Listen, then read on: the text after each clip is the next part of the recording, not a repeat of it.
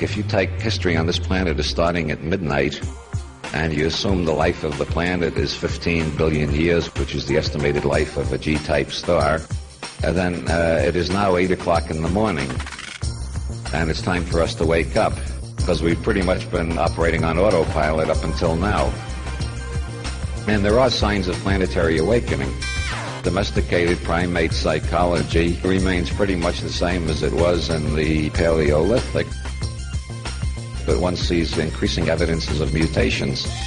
There was only one Buddha 2,500 years ago. Now you meet 5 or 10 Buddhas in every city you go to. Knowledge, wherever it's discovered, is traveling over the whole world faster and faster.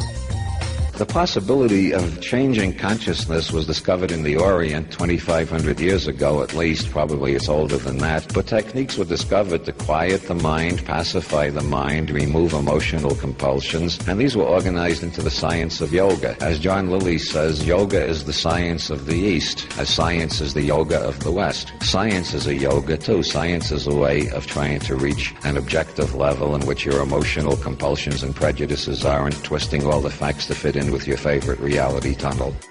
The scientific worldview grew up in the West between 1500 and 1750, largely due to mystics who are known as Hermeticists. This Hermetic scientific revolution saw theology as its enemy, and there was no conflict between Hermeticism and science. They were both based on experiment, find out what happens if you do this, and they were both opposed to the authority of the church. Shortly after 1600, this began to split, and the Hermetic tradition faded into the background, and we developed for the first time in history a science that had absolutely no connection with anything except pure reason. The Hermetic tradition was that there is no such thing as pure reason. You've got to first work on your own perceiving apparatus to correct your prejudices, and the scientist is not separate from what the scientist observes, and the general yogic attitude that you are the master who makes the grass green. Western science lost that insight, and from Newton onwards, we had the idea that it doesn't matter who you are. If you follow scientific procedure, you'll find the truth. This began to break down after 1900 due to Sigmund Freud, who pointed out that even scientists are human beings and may have neuroses, and that scientific theories may be elaborate rationalizations for neuroses, and the influence of Karl Marx, who pointed out that no matter what you're theorizing about, it's a mirror of your economic status and what your economic goals are.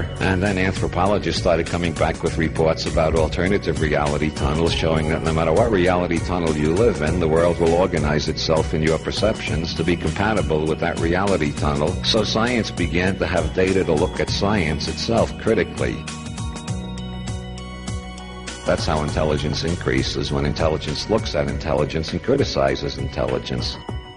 So we got to the point where we could look at science and say science is the product of people. People are doing this, and their prejudices are getting into it. And it's not just enough to say, I will be objective. You've got to learn to change yourself from the inside out before you can even begin to approximate toward objectivity. How do you do that? Well, it took a while to begin to find answers to that. The big change came when Albert Hofmann went for a bicycle ride one day after experimenting with ergot derivatives. Albert Hofmann, after accidentally ingesting LSD, went through a profound experience in 1942, which he did not put into words until 1982. It took him 40 years. He was educated as a classical chemist with a classical scientific background and assumed that there was such a thing as an objective observer and so on. So it took him 40 years to figure out what LSD meant. And in 1982, he wrote an essay on the 40th anniversary of the discovery of LSD, in which he says, the main thing I've learned from LSD is that there is no objective reality separate from us. All there are the realities that our nervous systems construct out of the signals they receive. This became obvious to others due to the things that were happening in quantum physics from 1900 on. In the doubling of knowledge between 1900 and 1950, physicists discovered that the atomic world is just not describable in terms of Aristotelian logic. For one thing, you can't describe anything on the quantum level accurately unless you include the observer in your picture. nature. So quantum physics turned out to be saying exactly the same thing that the psychedelic revolution was saying,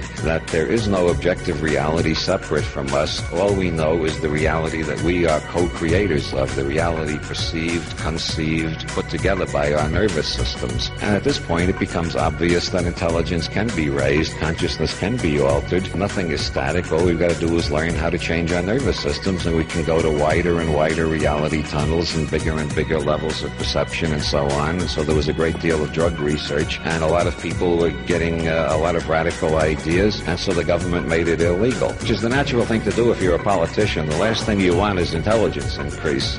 So then some others started saying, well, okay, they won't let us investigate drugs, but now that we know it's possible to change consciousness, let's see the other techniques that they will let us investigate.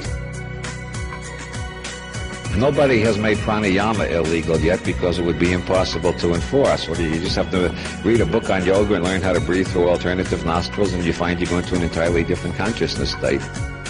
Then you can go back to your ordinary consciousness, think about that state, then go back into that state and think about your ordinary consciousness, and already you're in I squared. You're in intelligence studying intelligence. You're finding out how your nervous system works. So with each decade since the 1960s, we are moving more and more to the place where we can change our nervous systems, change our reality tunnels, and make bigger and bigger reality tunnels. Once you look down at your reality tunnel, whether your reality tunnel is Ohio Methodist or New York Jewish or Marin County hippie or Tokyo capitalist Zen Buddhist or Iranian Muslim fundamentalist, once you get to the level where you're outside your reality tunnel looking down at it, you can compare reality tunnels, and then you're on a higher level of intelligence already, because you're no longer a conditioned mechanism just following the reality tunnel that was accidentally imprinted or conditioned, and you can start choosing between reality tunnels.